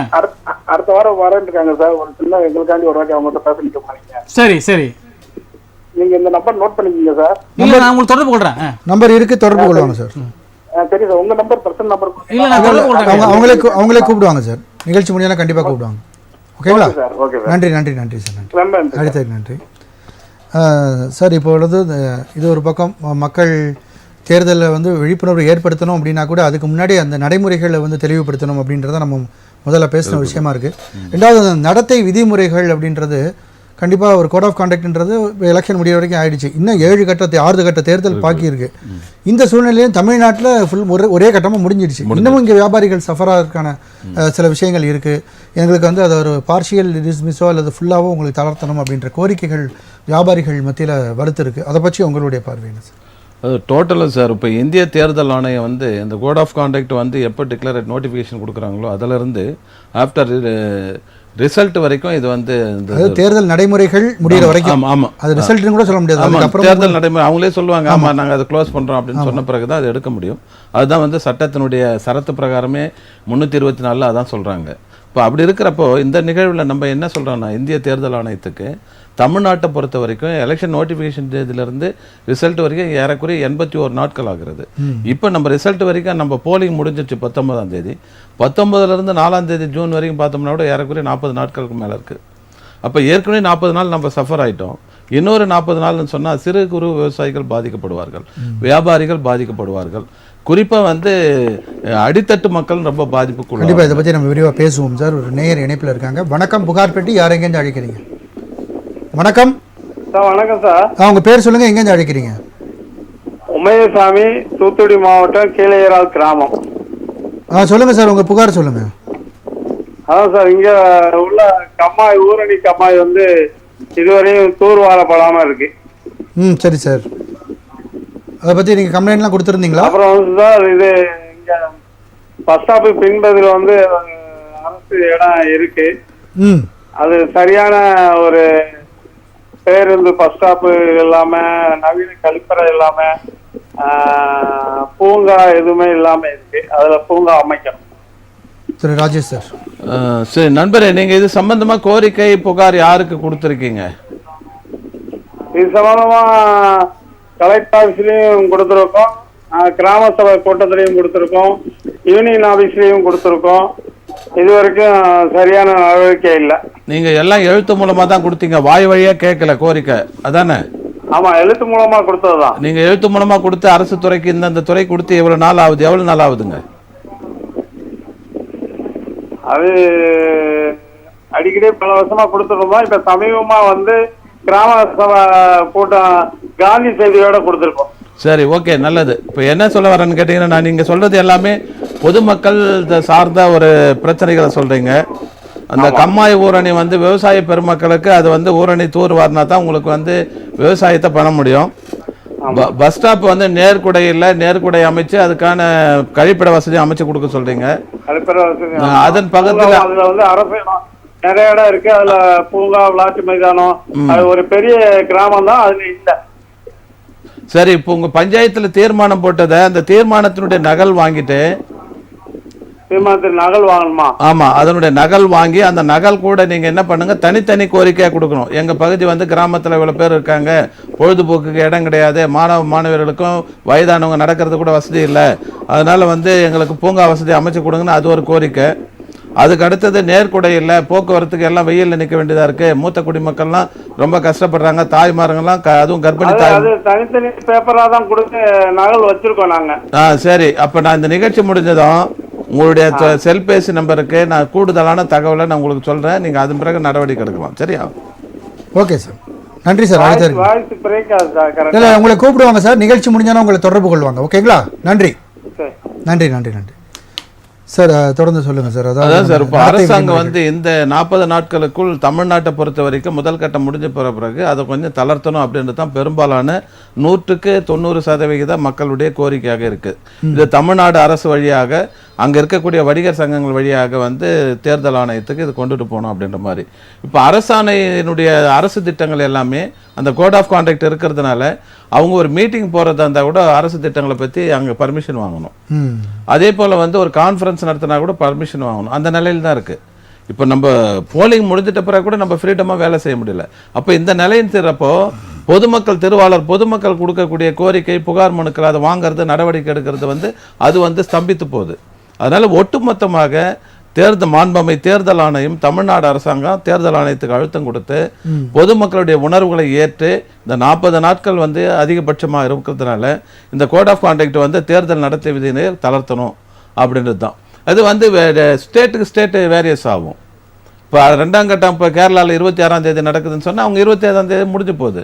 அதன் பிறகு அந்த பேலன்ஸ் நாள் வரைக்கும் அங்கே எல்லாருமே பாதிப்பு, இதே பாதிப்பு அவங்களுக்கும் வரும். அதனால ஸ்டெப் பை ஸ்டெப்பாக எல்லாமே ரிசல்ட்ன்றது ஜூன் 4 ஒட்டு மொத்தமாக த்ரூஅவுட் காஷ்மீர் டு கன்னியாகுமரி வரைக்கும் டிக்ளேர் பண்ணியாச்சு. அப்போ ஜூன் 1ஆம் தேதி வரைக்குமாவது இது நடத்த விதிகள் இருக்கணும். கண்டிப்பாக தொடர்ந்து பேசுவோம். வணக்கம், புகார் பெட்டி யார் எங்கேருந்து அழைக்கிறீங்க? ராஜசேகர் சார், உங்க புகார் சொல்லுங்க சார். நான் பட்டா போட்டு ஒரு 4 வருஷம் ஆச்சு சார். சரி. எங்க வீட்டுக்கு எழுத்துப்பூர்வமா போட்டு 4 வருஷம் ஆச்சு சார். இன்ன வரைக்கும் அந்த இது மேப்பே இல்லைங்கிறாங்க சார். கரம்பக்குடி திரு மணிகங்காதரன் சார். சொல்லுங்க சார். ஐயா வணக்கம். இப்போ எங்கே கொடுத்துருங்க பட்டா அப்ளை பண்ணி எங்கே அப்ளை பண்ணியிருக்கீங்க? கரம்பக்குடி பஞ்சாயத்துல சார். ஆமாம், விஓ கிட்ட கொடுத்துறீங்களா? கொடுத்துருங்க சார். சரி சரி. விஓ என்ன சொன்னா? விஓ என்ன ரிப்ளை பண்ணாருங்களா? ரிப்ளை அவர் என்ன சொல்றாருன்னா அவங்க கண்காணி தான் சொல்றாரு, இன்னும் அது மேப் இல்ல. அது அந்த இடம் எந்த வகையான லேண்டு? பட்டா இடமா இல்லை வேற எதனா வகையான லேண்டுங்களா? அது நாங்க பட்டா இடம் தான் சார். பட்டா இடம் தான் சார். சரி சரி சரி. இப்போ நீங்கள் அப்பீல் நீங்கள் விஓ உங்களுக்கு எந்த சரியான பதிலை கொடுங்க, அப்பீல் நீங்கள் போங்க தாசில்தார் கிட்ட கொடுங்க. அடுத்தது யார்கிட்ட சார் கொடுங்க? தாசில்தார் தாசில்தார் கொடுத்துருங்க சார். கொடுத்து கரம்பக்குடி தாசில்தார் கொடுத்துருங்க சார். சரி, அவர் என்ன ரிப்ளை கொடுத்தாருங்களா? அவர் என்னன்னா எங்க வார்த்தை கேட்குறேன் உங்களுக்கு சொல்றேன் அப்படிங்கிறார் சார். சரி, ஓகே. நீங்கள் அப்படியே இப்போ அவருக்கு எல்லாம் கொடுத்து எவ்வளோ நாள் ஆகுது? அவர் கொடுத்து நான் ஒரு 1.5 வருஷம் ஆச்சு சார். சரி, ஓகே. நீங்கள் அந்த காப்பி வச்சு நீங்கள் ஆர்டிஓ கிட்ட கொடுங்க. அடுத்தது அப்படியே சார். ஆமாம், ஆர்டிஓ கிட்ட கொடுங்க. ஆர்டிஓ கிட்ட கொடுத்துட்டு அதுக்கப்புறம் வந்து மாவட்ட கலெக்டர் ஆஃபீஸில் வந்து குறை தீர்ப்பு முகாம் நடக்கும் திங்கக்கிழமை. அங்கேயே போய் கொடுத்துட்டீங்க சார். சரி, அது அப்பயே அந்த ரெஸ்பான்ஸ் இல்லையா சார்? ரெஸ்பான்ஸ் இல்லை. ஓகே. இப்போ நம்ம எல்லாம் காப்பி வச்சிருக்கீங்களா? நான் கொடுத்துருக்கேன் சார். 2-3 இது வச்சிருக்கேன். 1-2 இதாகி போச்சு சார். சரி சரி சரி, நம்ம இந்த காப்பி வச்சு மேடம் சொன்னா போடலாம் கோர்ட்டில் கொடுக்க சொல்லி. கேஸ் கொடுத்து நம்ம இடத்துக்கு பட்டா போடுறது எது சார்? இந்த கோர்ட்டு கேஸ் நாளைனா இல்லை கோர்ட்டில் டைரக்ஷன் சொல்கிறேன் நான். ராஜசேகர் சொல்லுங்க சார். அதாவது நம்ம பட்டா வாங்குறதுக்கு நம்ம ஏன் வந்து 1.5 வருஷமா காத்துட்டு இருந்தோம் கேட்குறேன். 1.5 வருஷமா தானே ராஜசேகர் காத்துட்டு இருக்காரு அப்ளிகேஷன் போட்டு. ஆமா சார். அப்போ இந்த பட்டா கொடுக்க வேண்டிய நிகழ்வுல 3 பேர் தான் சம்பந்தப்படுறாங்க. ஒன்று கிராம நிர்வாக அலுவலர் மணியக்காரு, அடுத்தது ஆர்ஐ, அதுக்கு அடுத்தது வந்து நம்ம தாசில்தார். 3 பேர் தான் இதுக்கு சம்பந்தப்பட்ட அலுவலர்கள். சரி சார். அப்போ நீங்க 18 மாசம் ஒவ்வொருத்தருக்கும் ஒரு 6 மாசம் தாரை வார்த்துட்டீங்க. கண்டிப்பா. ஆனா இனிமேல் அப்படிலாம் வாக்க தேவையில்லை. நீங்க இதுக்கு சம்பந்தப்பட்ட அலுவலர் வந்து இந்த தாசில்தாருக்கு பெரியவர் வந்து வருவாய் கோட்டாட்சியர் ஆர்டிஓ. சரி சார். அவருக்கு நீங்க மனு கொடுக்கணும். இந்த ஜூன் 10க்கு பிறகு ரிசல்ட்டுக்கு பிறகு கலெக்டர்கிட்ட போயிட்டு திங்கட்கிழமை நீங்க நேரிலே போய் ஒரு மனுவை கொடுங்க. ஏற்கனவே நீங்க கொடுத்த மனு காப்பிலாம் இருக்கு இல்லையா, அதெல்லாம் வச்சு நீங்க கொடுங்க. நான் 1.5 வருஷமா போராடிட்டு இருக்கேன், எனக்கு வந்து எந்த பதிலும் கொடுக்கல. நான் 1.5 வருஷமா இவ்வளவு மனுக்கள் கொடுத்துருக்கேன், அந்த மனுக்களுக்கு ஒரு சிங்கிள் கடுதாசி கூட நீங்க பதில் தரல. இது கண்ட 10 நாளுக்குள்ள நீங்க எனக்கு வந்து நடவடிக்கை எடுக்கலன்னா நான் கலெக்டர் உங்க மேலேயே நாங்க வந்து கோர்ட்ல வந்து கேஸ் போடுவோம்னு சொல்லிட்டு சொல்லுங்க. நீங்க கேஸ் போட தேவையில்ல, இது மாதிரி பதிவு பண்ணுங்க. அது பதிவு பண்ணீங்கன்னா உடனே நடவடிக்கை வரும். சரிங்களா? அப்படியும் கிடைக்காத பட்சத்துல அடுத்த நிகழ்வுல நம்ம இதுக்கான நிரந்தர தீர்வுக்கு முடிவு எடுக்கலாம். கண்டிப்பா சார். எப்போ சார் நான் பண்றேன் சார். எப்படி சார் கான்டாக்ட் பண்ணணும் உங்களை? அதுதான் அடுத்த நிகழ்ச்சியில, இல்லைன்னா உங்க செல் நம்பர் நாங்க வாங்கிக்கிறோம். இப்போ நிகழ்ச்சி முடிஞ்ச பிறகு கண்டிப்பா வாங்கிங்க சார். அதன் பிறகு நாங்க கூடுதலா உங்களுக்கு என்ன செய்யலாம்னு சொல்றோம். சரியா? சரிங்க. அழைப்புக்கு நன்றி. நன்றி சார். நன்றி சார். கண்டிப்பா சார். நன்றி சார். இப்போ நான் நடத்தை விதிமுறைகள் பற்றி பேசிகிட்டு இருந்தோம். அது தளர்த்த வேண்டும் என்று வியாபாரிகளுடைய கோரிக்கையாக இருக்குது. உங்களுடைய பார்வை சார்? இன்றைக்கி வந்து சிறு வியாபாரிகள் அவங்களுக்குலாம் பார்த்தீங்கன்னா ஆன்லைனில் வர்த்தகம்லாம் தெரியாது. ஆனால் அவங்க வந்து காசு பார்த்தீங்கன்னா 25 lakhs வரைக்கும் கொண்டு போவாங்க, 20 lakhs கொண்டு போவாங்க. சிறு வியாபாரிகள் ஒரு ஆடு கடை, ஆட்டுக்கறி கடை வச்சுருக்காரு, ஒரு 200 ஆடு எடுத்துகிட்டு வரான வண்டியில். அந்த வண்டியுடைய கூலி 25,000 ரூபாய் இருக்கும். அந்த ஆட்டோடைய மொத்த ரேட்டு 25 லட்சம் இருக்கும். இந்த பணத்தெல்லாம் அவர் கையில் தான் எடுத்துகிட்டு போவார். இந்த பணம் எப்படி வந்து அவர் கேட்க முடியுமா கோட் ஆஃப் கான்டாக்டில்? பட் அவர் எடுத்து எதுலையுமே ஆவணம் இருக்காது, ஆனால் பட்டு இருக்கும். அப்புறம் சரி, இந்த பொம்மைகள் விற்கிறவங்க, பழம் வாங்கின வியாபாரிகள் விற்கிறவங்க, அவங்களாம் குறைந்தபட்சம் 20,000 2 லட்ச ரூபா கையில் எடுத்துகிட்டு போவாங்க. பட் இதெல்லாம் வந்து ஒரு கோட் ஆஃப் கான்டாக்டில் வந்து இதெல்லாம் வந்து இப்படி பண்ணுறது வந்து மக்கள் மேலே வந்து ஒரு ஒரு ஒரு போர் தொடுக்கிற மாதிரி தான். என்னுடைய கணிப்பு போர் தொடுக்கிற மாதிரி தான். ஒருத்தருடைய வியாபாரங்கள், ஒருத்தருடைய தனிநபருடைய உரிமைகளை பாதிக்கப்படுற மாதிரி செய்யறதுக்கு இந்த எலெக்ஷன் கமிஷன் அவ்வளோ உங்களுக்கு ரைட்ஸ் கொடுத்துருக்காங்களா? யாரை பிடிக்கணுமோ அவங்கள பிடிங்க. இவங்க தனி மனிதர்களை பிடிச்சி அவர்களை மிகப்பெரிய தாக்கத்தில் உருவாக்குறது மிகப்பெரிய கண்டிக்கத்தக்கது ஒன்று, கண்டனத்துக்குரிய. இப்போ உண்டு. இப்போ பார்த்தீங்கன்னா இப்போ 81 நாள் இருக்கு. 81 நாள் வரையும் பணக்காரன் கோடி எடுத்துட்டு போகிறான், ஆன்லைனில் பண்ணிட்டு இருக்கிறான். அவனை யாரும் எதுவும் பண்ண முடியல. ஒரு சாதாரண வியாபாரிகள் பாதிக்கப்பட்டிருக்காங்க. இப்போ இன்னைக்கு கூட பார்த்தீங்கன்னா இந்த அமல்ல இருக்கு. இதெல்லாம் 40 நாள் இருக்கு ஒட்டுமொத்தமான ப்ராசஸ். ஆமா. இப்போ இது ஒரு பக்கம் இருக்கட்டும். இப்போ நான் எந்த ஒரு மனு கொடுத்தாலும் ஒரு எம்எல்ஏ ஒரு தாசில்தார் அது மேல முடிவு எடுக்க முடியாதுன்னா கண்டிப்பா அப்ப இன்னைக்கு எதுக்கு நீ இப்ப கவர்மெண்ட் நத்துறன்னு கேட்கறேன். கண்டிப்பா சார், இதை பத்தி விரிவா பேசுவோம் சார். ஒரு நேர் இணைப்புல இருக்காங்க. வணக்கம், புகார் பெட்டி. யார் எங்கேருந்து அழைக்கிறீங்க? வணக்கம் சார். வணக்கம், உங்க பேர் ஸ்ரீனிவாசன்.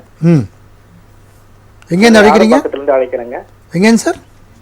சென்னை ஆதம்பாக்கம். ஆதம்பாக்கம். சொல்லுங்க சார், உங்க புகார் சொல்லுங்க சார். சார் ஒரு சின்ன டவுட் சார் ஆர்டிஐல. சொல்லுங்க சார்.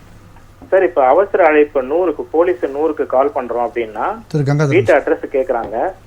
அந்த நபருக்கு வந்து அது அட்ரஸ் நம்ம கொடுக்குறோம் அப்படின்னா இப்போ போலீஸ்ல நம்ம காவல் உதவிக்காக வருவாங்க இல்லையா, அவங்களோட அந்த காவலர்களோட பெயரை ஆர்டிஐல கேட்கறதுக்கு உரிமை இருக்கா சார்? இருக்கு, உரிமை இருக்கு. அப்படியா சார்? இருக்கு. Thank you sir. நன்றி சார். நன்றி சார். அதாவது இந்த கோட் ஆஃப் கான்டாக்ட்னு சொல்கிறப்போ சார், ஏற்கனவே 40 நாள் வந்து வியாபாரிகள் மற்ற பொதுமக்கள் இப்போ அவங்களாண்ட வாங்கின பொருள், பணம், நகைகள்லாம் அப்படியே இருக்குது. அதெல்லாம் இன்னும் கொடுக்கணும், அது டீட்டெயில் இது பண்ணால் என்கொயரிலாம் அதே பெண்டிங்கில் இருக்குது. இனிமேலும் அதே தான் தொடரப்போகுது. இப்போ தோழர் சொன்ன மாதிரி இதே நிலை தான். ஏன்னா வண்டியை நிறுத்து, அதே இடம் இதே இடம்னு சொல்கிற மாதிரி மீண்டும் இது வந்து மக்களை வற்புறுத்த மாதிரி. அதே கோட் ஆஃப் கான்டாக்டில் மாண்புமை இந்திய தேர்தல் ஆணையம் எவ்வளோ அமௌண்ட் வந்து மேக்ஸிமம் செலவு பண்ணலான்னு டிக்ளேர் பண்ணாங்க? 90 lakhs. அதுக்கு மேலே 10 மடங்கு 20 மடங்கு 100 மடங்கு 1000 மடங்கு செலவு பண்ணியிருக்காங்க. இந்த புகார் பெட்டியில் பகிரங்கமாக நான் பதிவு பண்ணுறேன். அதுக்கு இந்த தேர்தல் ஆணையம் என்ன நடவடிக்கை எடுத்தது? எல்லாமே சொல்கிறாங்க, ஓப்பனாக எல்லா டெபேட் போட்டு சொல்கிறாங்க. பணம் அவர் நீங்கள்லேருந்து கொடுக்குறாருங்க, இல்லை அவருக்கு கொடுக்கலங்க, நாலுலேருந்து கொடுக்க போகிறாருங்க அப்படின்ற மாதிரி பட்டவர்த்தனமாக தெரியுது. அப்போ இந்த மாண்புமை இந்திய தேர்தல் ஆணையம் அவங்க நிர்ணயித்த தொகையை விட 100 மடங்கு 1000 மடங்கு பணத்தை கொடுத்து வாக்காளர்களை விலைக்கு வாங்குற நிலையில் கேவலமான நிலையில் இருக்குது. இதுக்கு உங்களுடைய கோட் ஆஃப் கான்டக்ட் எங்கே போச்சு? அதுக்கு உங்களுடைய நிலை என்ன? மக்களுக்கு திருவாளர் பொதுஜனங்களுக்கு நீங்கள் சொல்லக்கூடிய அது பதில் என்ன அப்படின்ற ஒரு கேள்வி தூக்கி. அதாவது என்ன நீங்கள் சொல்கிற பாயிண்ட் என்னென்னா, என்ன பர்பஸ்க்காக அது அந்த விஷயத்தை பண்ணுறாங்களோ அது எண்ட் ஆஃப் த டே அது வந்து யார் யாருக்கு போக முடியுமோ அந்த பணம் போயிடுது. அந்த பர்பஸ் நிறைவேறல. ஆனால் பாதிக்கப்படுறது சிறு வியாபாரிகளும் மக்களும். உங்களுடைய கருத்தாக இருக்கு. தொடர்ந்து பேசலாம் சார். ஒரு நேயர் இணைப்பில் இருக்காங்க. வணக்கம் புகார் பெட்டி, யார் எங்கேருந்து அழைக்கிறீங்க? சார் வணக்கம். வணக்கம் சார். செல்வின் எங்கேருந்து கூப்பிடுறீங்க? நாங்கள் கோயம்புத்தூர்லேருந்து பேசுகிறோம். சொல்லுங்கள் சார். ரெண்டு குழந்தைங்க எனக்கு. சரி சார். அவங்க 2 பேருக்கும் கல்யாணம் ஆயிடுச்சு. ஒருத்தங்களுக்கு ஒரு பொம்பளை பிள்ளை, இன்னொருங்களுக்கு ஒரு பையன். ரெண்டாவது 2 குழந்தை பிறந்தது. அதுவும் அது 2 பையன் தான். இவங்களால வழக்கம் போல அவங்கள்ட்ட கொடுத்துட்டாங்க ஒரு பையனை. சரி. அதனால அந்த ஸ்கூல்ல 6 வயசு ஆச்சு அவனுக்கு. ஸ்கூல்ல அந்த போய் தான் கேக்குறாங்க. அதுக்கு அவங்க பேர்ல எடுக்க முடியல. கோர்ட்ல போட்டிருந்தோம். அவங்க என்ன சொன்னாங்க, கோர்ட்ல என்ன சொன்னாங்கன்னா, உங்களுக்கு ஏற்கனவே ஒரு பெண் குழந்தை இருக்குல்ல, அதனால கொடுக்க முடியாதுங்கிறாங்க. ஆமாம், தத்து எடுக்கிறது வந்து அதனுடைய பொருளாதாரத்தை இது பண்ண வேண்டியது தான். ஏற்கனவே ஒரு குழந்தைய வந்து உங்களால் வளர்த்து அதை முறையான கல்வி கொடுத்து பொருளாதார ரீதியாக அவங்களுடைய தேவைகளை பூர்த்தி செய்ய முடியாத நிலையில் இன்னொரு குழந்தைய உங்களுடைய பொருளாதாரத்தை சொல்லணும், இவங்களுடைய சால்வன்சி சர்டிஃபிகேட்டை ப்ரொடியூஸ் பண்ணணும். எனக்கு வந்து 10 கோடி இருக்குங்க, சொத்து இருக்கு அப்படின்னு தாசில்தார் சால்வன்சி சர்டிஃபிகேட் வாங்கி மாண்புமிகு நீதிமன்றத்தில் ப்ரொடியூஸ் பண்ணாங்கன்னா இவங்க அடாப்ஷன் பண்ணுறது கொடுப்பாங்க. ஒரு குழந்தையை வளர்க்க முடியாத நிலையில தான் வந்து தொட்டில் குழந்தைகள் திட்டமே அதுதான் கொண்டு வந்தது அரசாங்கமே. ஆமா, அதன்படி தானே போகணும் அப்படின்னு. இவங்களா என்னதான் அவங்க 2 பேரும் மியூச்சுவலாக இருந்தாலுமே வந்து அது லீகலாக செல்லாதுன்னு தான். ஆமாம், செல்லாது தான். அதே சமயத்தில் இந்த பொருளாதாரன்றது அந்த அடாப்டேஷன்றது சாதாரணம் கிடையாது. ஒரு இல்லீகலாக குழந்தை பிறந்தா கூட அதை வந்து வளர்க்க முடியலன்னா அதை கொண்டுறதுக்கு அவங்களுக்கு ரைட்ஸ் கிடையாது, உரிமை கிடையாது. அதுக்காக தான் அந்த தொட்டில் திட்டம் கட்டி போட்டிருக்காங்க. அங்கே வந்து அந்த குழந்தை போட்டு போங்கன்னு அரசாங்கமே சொல்லுது. அப்போ அரசாங்கமே இது போல் இல்லீகலாகவும் வளர்க்க முடியாத நிலையில் பெற்று போடுற குழந்தைங்களாம் கூட எடுத்து இன்றைக்கி அவங்க உயர்ந்த நிலையில் சொசைட்டியில் ஒரு ஜுடிஷியல் மேஜிஸ்ட்ரேட்டெல்லாம் வந்திருக்காங்க. அதனால் வந்து இது வந்து அவர் செய்கிறது வந்து பொருளாதாரத்தை மேம்படுத்தப்பட்ட நிலையில் அது லீகலாக போகிறதுக்கு அவங்க சொல்கிறது கரெக்ட் தான். மாண்புமிகு நீதிமன்றம் சொல்லியிருக்கிறது கரெக்ட் தான். அந்த மாதிரி அப்போ கொடுக்க ஆமாம், இவர் சால்வன்சி சர்டிஃபிகேட் ப்ரொடியூஸ் பண்ணாருன்னா எனக்கு இருக்குங்க, எனக்கு சொத்து பத்து இருக்கு, அவங்களை எவ்வளோ வேணாலும் நான் படிக்க வைக்க முடியும், போஷிக்க முடியும், பொருளாதாரம் இருக்குன்னு ப்ரூவ் பண்ணணும் இல்லைங்களா? அப்படி ப்ரூவ் பண்ணாருன்னா இவரை சேலஞ்ச் பண்ணணும். Okay sir. அழைத்ததற்கு நன்றி சார். இல்லை, இப்போ அவங்க கேட்டது அந்த ஆர்டிஐ சம்மந்தமாக கேட்டாங்களா, என்ன கொஸ்டின் கேட்டாங்க அவங்க? அதாவது இந்த போலீஸ் ஊருக்கு ஃபோன் பண்ணுறோம்னா அவங்க எங்கேருந்து ஃபோன் பண்ணுறீங்க, என்ன புகார்னு பதிவு பண்ணிவிடுவாங்க. அவங்க பதிவு பண்ணிவிட்டு அந்த கன்சல்ட் போலீஸ் ஸ்டேஷனுக்கு ஃபார்வர்ட் பண்ணுவாங்க. அங்கே வந்து அந்த ஃபார்வர்ட் பண்ண சொல்ல அந்த போலீஸ் வந்து அங்கே போவார். அந்த யார் பேட்ரோல் இருக்காங்களோ அவங்க போவாங்க. அந்த பேட்ரோலில் யார் வந்தாங்கன்னு கேட்கறதுக்காக இது பண்ணுறாரு. யார் வந்தாங்கன்னு கேட்டால் சொல்லுவாங்கன்னு கேட்குற ஆர்டிகல் சொல்லுவாங்க. பட் அது அவங்க ரெக்கார்ட் பண்ணிட்டு இவர் அனுப்புவாங்களே இங்கே. அது கேட்டார், எந்த போலீஸ் ஒரு அந்த விசிட் பண்ணாருன்னு கேட்குறாங்கன்னா அந்த கண்டிப்பாக தகவல் அங்கே அந்த உரிய ஸ்டேஷனில் இருக்கும். யார் போனாங்க, அந்த பெட்ரோல் யார் இருந்தாங்கன்னு அந்த நம்பரோடு இருக்கும். சரி. சில நிகழ்வில் என்ன பண்ணுவாங்கன்னா, பெட்ரோல் போனாங்கன்னா ஒரு குடிசை இப்போ இதில் போகிறாங்கன்னு வச்சுங்க, ஒரு 100க்கு ஃபோன் பண்ணுறாரு, யாரோ ஒருத்தன் கஞ்சா வித்துட்டு இருக்கான், தண்ணி வித்துட்டு இருக்கான், இல்லீகலாக பண்ணிட்டு இருக்கான்னு ஃபோன் பண்ணிட்டு இருப்பார். இவர் போயிட்டு அங்கே போய் நிற்பார். இவர் வந்து யூனிஃபார்ம் பீப்புள் அந்த மிடுக்கு இருக்கு இல்லைங்களா, ஃபோன் பண்ணிட்டு யார்ப்பா எங்க, யார் ஃபோன் பண்ணது, அதை ஃபோன் அடி, நீ சொல்கிற இடத்துக்கு தான் வந்திருக்கான், எங்கே இருக்க நீ, உன் பேர் என்ன, கன்சாமியா கோயின்சாமியா, எந்த தெருவில் இருக்கிற நீ எப்படின்னு பப்ளிக்கில் ப்ரொபகண்டா பண்ணுறது. அப்போ அவருக்கு பாதுகாப்பு இல்லாத நிலை ஏற்படுது. இது வந்து காவல்துறை ரகசியமாக வைத்து அது வந்து நடவடிக்கை எடுக்கணும். அதை விட்டுட்டு இவங்களுடைய கம்பீரத்தை மிடுக்கை வந்து அங்கே காட்டி அவனை காட்டி கொடுத்துட்டு வருது. கோத்து விடுறது. அப்போ இவங்க வந்து யாருக்கு சப்போர்ட்டா இருக்காங்க? காவல்துறை வந்து இல்லீகலா இருக்கவங்க சப்போர்ட் பண்ணாலும் பொதுமக்களுக்கு சப்போர்ட்டா இருக்காங்களா? இது மாதிரி அந்த தோழருக்கு ஏதாவது பாதிப்பு வந்திருக்கும், அதை வந்து ரெக்கார்டா வாங்குறதுக்காக ஆர்டிஐல கேட்கும். ஓகே சார், ஓகே சார், தொடர்ந்து பேசலாம். நேயர் இணைப்புல இருக்காங்க. வணக்கம், புகார்பட்டி. யார் எங்கேருந்து அழைக்கிறீங்க? வணக்கம் சார். வணக்கம், உங்க பேர் சொல்லுங்க, எங்கேருந்து அழைக்கிறீங்க? யுவராஜ், பெங்களூர்ல இருந்து. சொல்லுங்க சார், உங்க புகார் சொல்லுங்க. நாங்க சொந்த ஊர் Krishnagiri Bargur taluka. Okay sir. Sir, இந்த ஆப்பதிவேடன் வருது இல்லைங்க சார்? சாரி, ஆப்பதிவேடு. ஆமா, சொல்லுங்க சார், சொல்லுங்க சார். ஆப்பதிவேட்ல வந்து இந்த பூஸ்டி பாதை, நிலவரி பாதைன்னு வருதுங்க சார். அந்த பூஸ்டி பாதைன்னு ஒரு ரோடு ஒரு 3 கிலோமீட்டர் போகுதுன்னா எங்களுக்கு மட்டும்தான் பூஸ்டி பாதைன்னு இருக்கு. திரு மணிகங்காதரன் சார். சொல்லுங்க ஐயா. சார், ஒரு 2 கிலோமீட்டர் ஒரு வண்டி பாதை போயிருக்கு சார். சரி. பல காலமா அதுல ஒரு 10-15 சர்வே நம்பர் வருது. சரி. அது பட்டலேன்ல தான் போகுது வண்டி பாதை. எங்களுக்கு மொத்தம் பூஸ்டி பாதைன்னு வருது. மீதெல்லாம் பட்டாலே இருக்குது. அது எப்படி அந்த பூஸ்டி பாதைன்னு எங்களுக்கு மொத்தம் எப்படி இருக்கு சார்? மாறி இருக்கும், ஏன்னா மாறி இருக்கும். ஆமா, அதுக்கு என்ன வழி சார்? இல்ல, விஓஆர் என்ன சொல்றாங்க? பூஸ்டி பாதைனா என்னன்னு சொன்னாங்க உங்களுக்கு அவங்க விளக்கம்? பூஸ்டி பாதைன்னா வந்து அது சர்க்காருக்கு சம்பந்தப்பட்ட, கவர்மெண்ட் சம்பந்தப்பட்ட இடம்ன்றாங்க. இல்ல, வண்டி பாதையும் சர்க்காருக்கு சம்பந்தப்பட்டதான். விவசாயிகள் தாங்கள் விளைவிக்கக்கூடிய பொருட்களை கொண்டு வருவதற்கும் இடுபொருட்களை கொண்டு செல்வதற்கும் கொண்டு வரப்பட்டதான் வண்டி பாதை, பூஸ்டி பாதை எல்லாமே.